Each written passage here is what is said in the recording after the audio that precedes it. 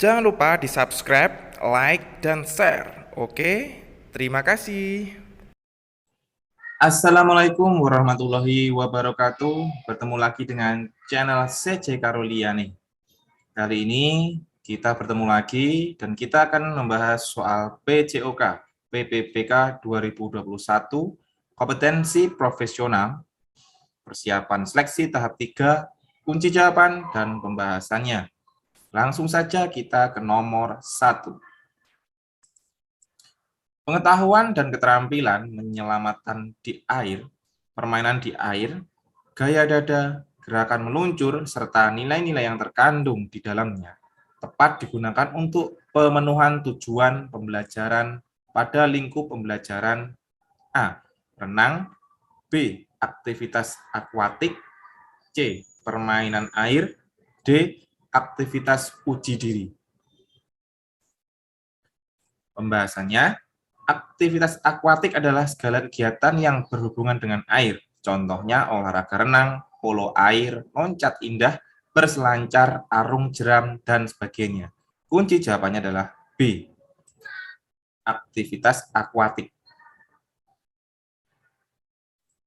Nomor 2, pendekatan yang cocok digunakan oleh seorang guru dalam memberikan materi pembelajaran permainan kepada peserta didik sekolah menengah pertama dengan pendekatan A.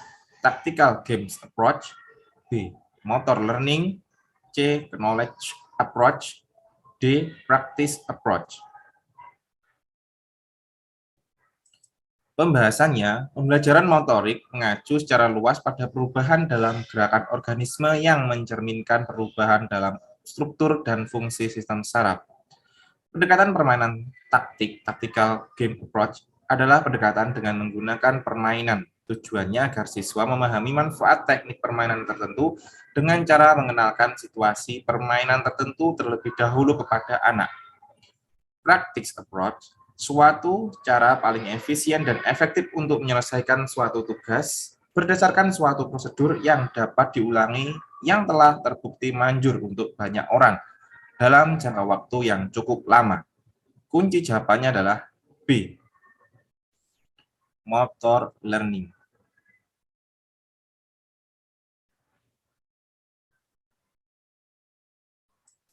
Nomor 3, berbagai pengalaman gerak yang melibatkan eksplorasi gerak dan pemecahan masalah harus dilatih sebelum bermain permainan yang menggunakan gerakan-gerakan tertentu. Dengan kata lain, permainan untuk anak kecil harus dipandang sebagai alat untuk meningkatkan dan mengimplementasikan pola-pola gerak tertentu. Maka, format yang digunakan dalam tiap permainan adalah A. Keterampilan gerak tertentu yang diikuti hasil yang diinginkan, formasi, peralatan, dan prosedur yang harus diikuti, B. Meningkatkan kemampuan gerak dasar lokomotor, C. Memberi kesempatan untuk mengimplementasikan berbagai kemampuan gerak dasar, D. Mendukung kesegaran fisik dan gerak anak. Pembahasannya, keterampilan gerak tertentu yang diikuti hasil yang diinginkan, formasi, peralatan, dan prosedur yang harus diikuti. Kunci jawabannya adalah A.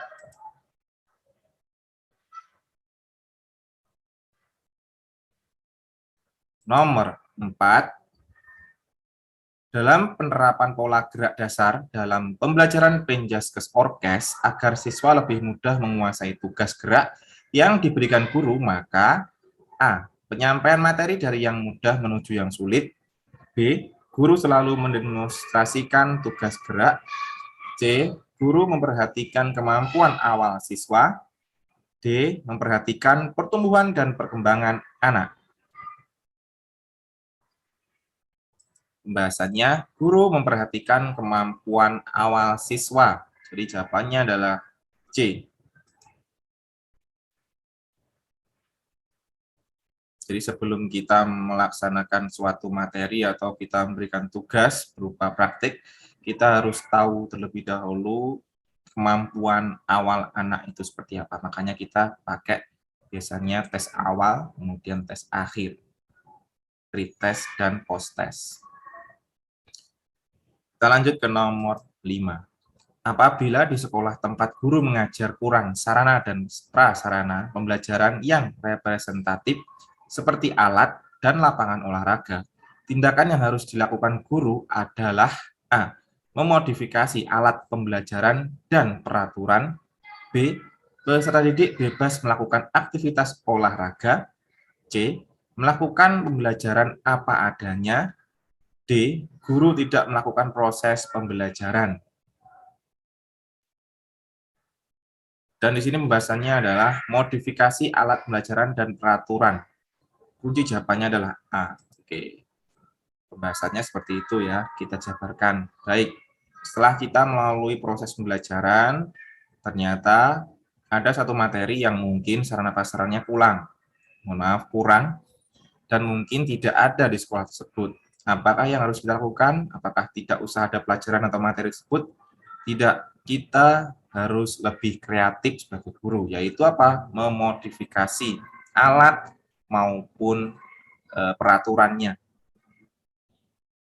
Jadi banyak sekali modifikasi, tinggal kita bagaimana harus kreatif. Kita lihat YouTube itu banyak sekali. Oke ya Bapak Ibu, kita langsung saja menuju nomor 6. Seorang yang telah relatif lama tidak melakukan kegiatan salah satu cabang olahraga, akan tetapi masih mahir melakukan teknik dasar yang telah dipelajarinya. Orang tersebut telah menguasai keterampilan tingkat A. Basic, B. Refleksisasi, C. Medium, D. Otomatis ya ini ya. Oke, biasanya di sini kita ada yang asosiatif ya, dan apa itu 3 lupa saya. Yang terakhir itu otomatisasi, itu belajar gerak. Kita lihat pembahasannya ya. Jawabannya adalah otomatisasi. Ya, benar sekali. Biasanya kita pertama itu belajar ya, materi dan sebagainya. Kemudian yang kedua kita mencoba, asosiasi, mencoba. Setelah itu melaksanakan ada kekeliruan atau kegagalan, kita coba lagi dengan diperbarui atau disempurnakan. Setelah itu kita coba berkali-kali hingga muncullah otomatisasi. Otomatisasi ini ketika kita bermain sepak bola atau kita latihan sepak bola dalam kurun waktu 3 tahun, kemudian 1 tahun kita tidak melakukan olahraga tersebut atau mungkin kita cedera. 1 tahun kemudian kita coba apakah kita bisa menggiring bola atau juggling, ternyata kita masih bisa, dan itulah yang disebut dengan otomatisasi. Kenapa? Otot-otot atau organ di dalam tubuh kita sudah ada memorinya tentang olahraga itu. Ya, jadi kita setelah ada memori itu kita ingat lagi dan akan langsung refleks otomatisasinya. Baik, seperti itu penjabarannya. Kita langsung menuju nomor 7. Menghindari seks bebas tidak semudah yang kita bayangkan, tapi sebagai pemilik kehormatan diri tentu akan berjuang keras untuk menghindarinya. Ini bagi perempuan ya. Salah satu cara untuk menghindari seks bebas adalah A. Tidak bergaul dengan teman lawan jenis. B. Menjaga jarak dengan teman lawan jenis.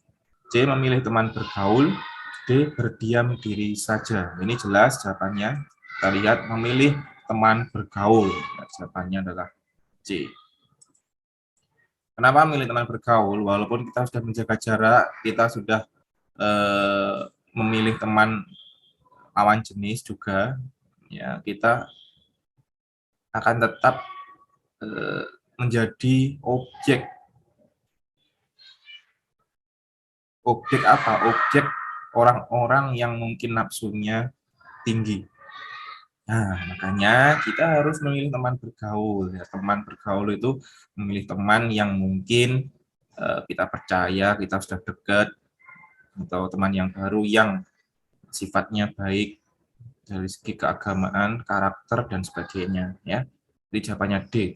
Yang D salah ya, mohon maaf. Jawaban D salah, berdiam diri saja itu pasif. Jadi jawabannya benar adalah C, memilih teman bergaul. Baik, itu Bapak Ibu. Kita menuju nomor 8. Guru PJOK dalam proses pembelajarannya dapat menampilkan bahan presentasi yang bisa menarik perhatian siswa. Aplikasi sederhana keluaran Microsoft yang dapat digunakan untuk membuat bahan presentasi adalah, nah ini, yang saya gunakan ini ya, Bu.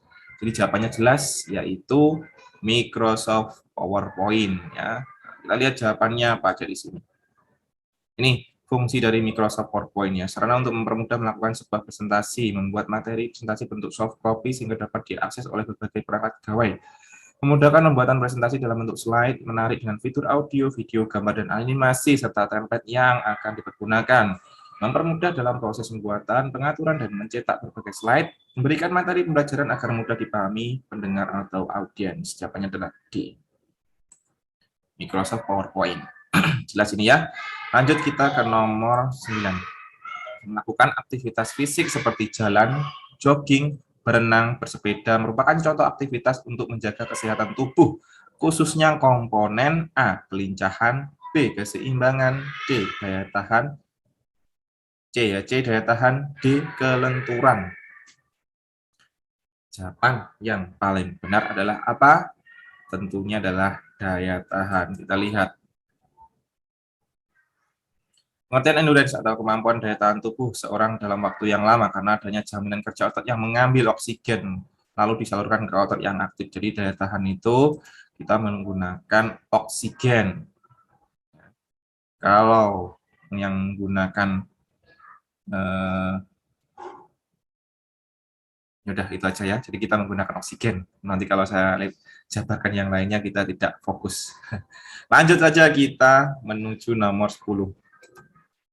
Guru PJOK memberikan kesempatan peserta didik untuk mengamati, membaca, dan mengembangkan sebanyak mungkin pengetahuan yang telah diperoleh dari berbagai mata pelajaran. Dalam hal ini, peserta didik dilatih baik secara individual maupun kelompok untuk menelaah dengan wawasan yang lebih luas. Proses tersebut guru menggunakan metode A. Latihan, B. Tanya jawab, C. Eksperimen, D. Proyek. Kita lihat pembahasannya. Penilaian proyek adalah penilaian yang dilakukan terhadap suatu tugas yang harus diselesaikan dengan dalam periode atau jangka waktu tertentu. Tugas tersebut berupa suatu bentuk investigasi atau penyelidikan. Jadi jawabannya adalah D. Proyek.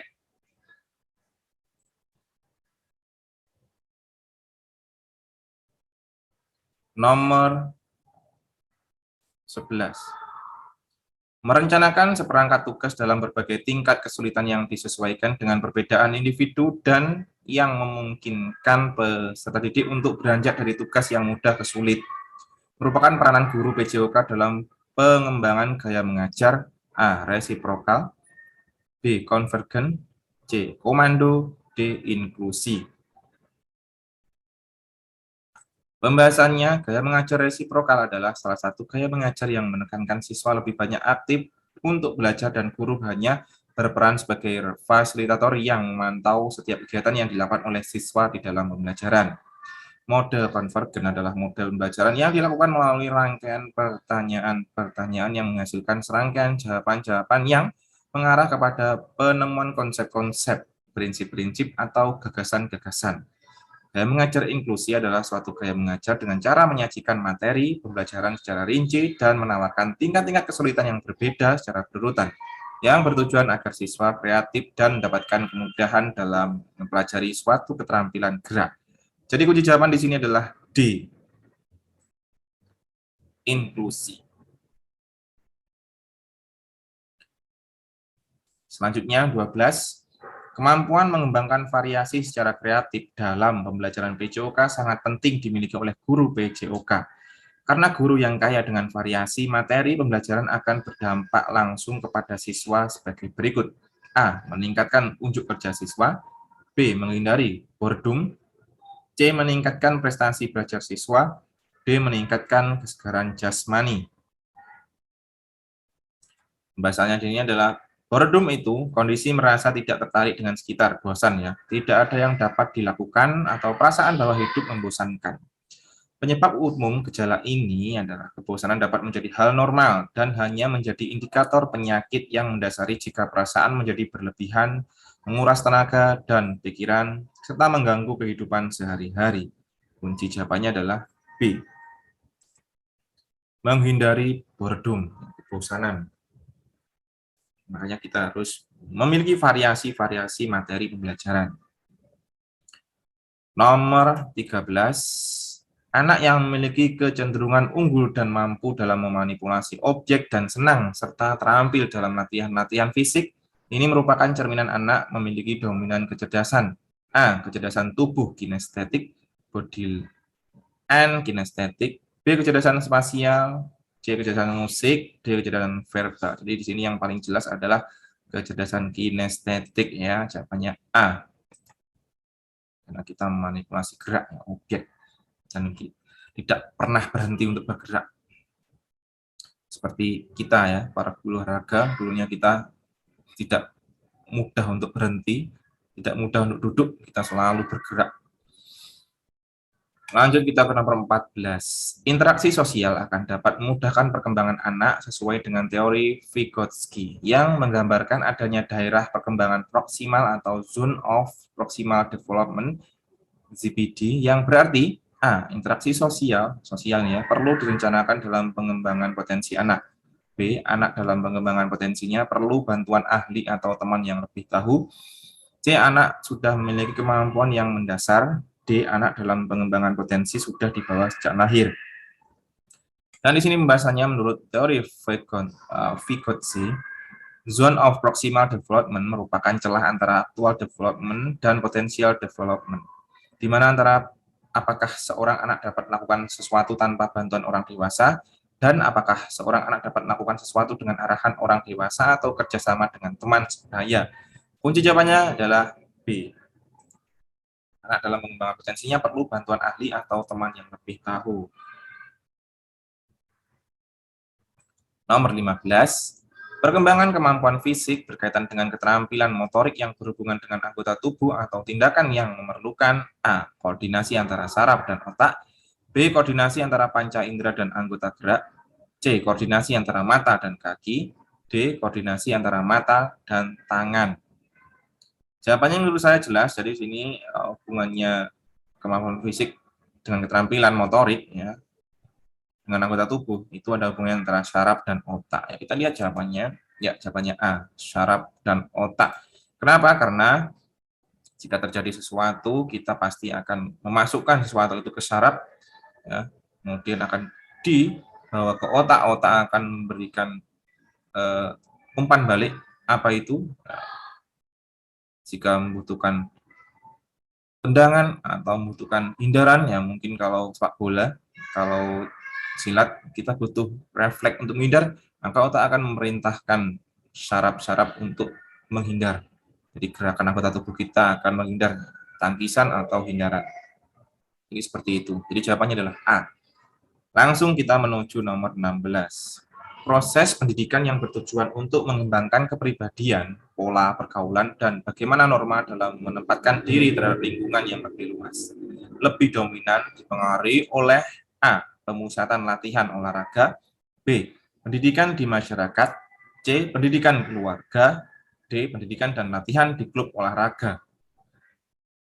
Pembahasannya di sini jelas sekali ya, pendidikan keluarga. Karena apa? Karena di sini pendidikan bertujuan mengembangkan kepribadian, pola pergaulan di dalam norma lingkungan yang lebih luas. Jadi kita harus dididik terlebih dahulu di dalam keluarga, kemudian setelah keluar dari keluarga atau sekolah itu akan tetap dibawa di dalam pola pergaulan maupun norma yang ada di lingkungannya. Jadi lebih dominan adalah pendidikan keluarga. C. Nomor 17. Proses pengoperasian ilmu yang normatif, proses sosialisasi anak yang terarah akan memberikan warna kehidupan anak di dalam masyarakat dan kehidupan mereka di masa yang akan datang. Merupakan ciri yang mempengaruhi perkembangan sosial anak dari faktor A. Status ekonomi keluarga. B. Keluarga. C. Pendidikan. D. Kematangan anak. Di sini juga jawabannya adalah C, jelas ya. Pendidikan, faktor pendidikan. Itulah proses pengoperasian ilmu yang normatif, proses sosialisasi anak yang terarah akan memberikan warna kehidupan anak di dalam masyarakat dan kehidupan mereka di masa yang akan datang. Merupakan ciri yang mempengaruhi perkembangan sosial anak dari faktor pendidikannya.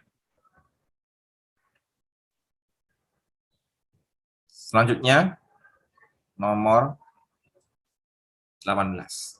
Terbukanya karakteristik yang secara potensial sudah ada pada individu yang berasal dari warisan genetik individu selanjutnya melakukan latihan dan usaha merupakan prinsip perkembangan. A. Semua individu berbeda. B. Dasar-dasar permulaan adalah sikap kritis. C. Peran kematangan dan belajar.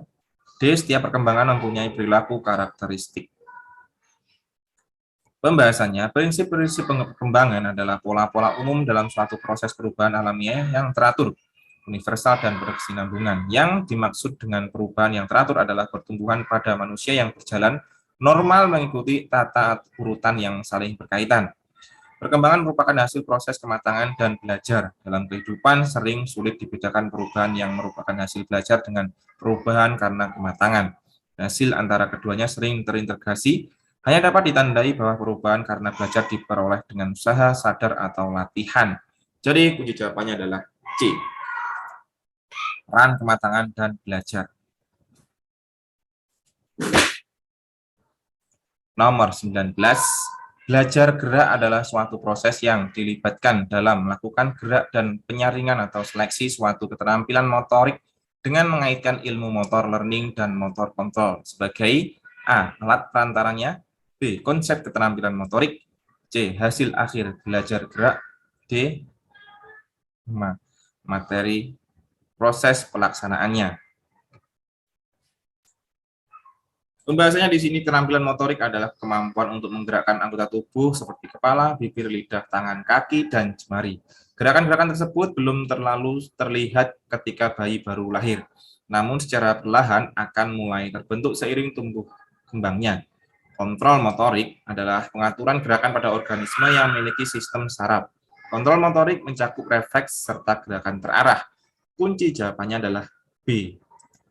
Konsep keterampilan motorik.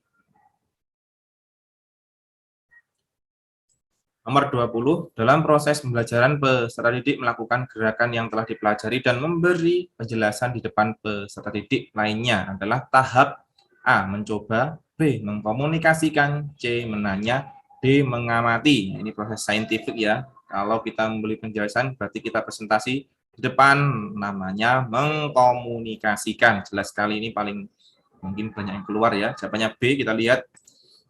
Ya, B. Mengkomunikasikan. Baik, Bapak Ibu, sampai di sini dulu soal latihan kali ini. Semoga bermanfaat. Sampai jumpa di video selanjutnya. Saya akhiri. Wassalamualaikum warahmatullahi wabarakatuh.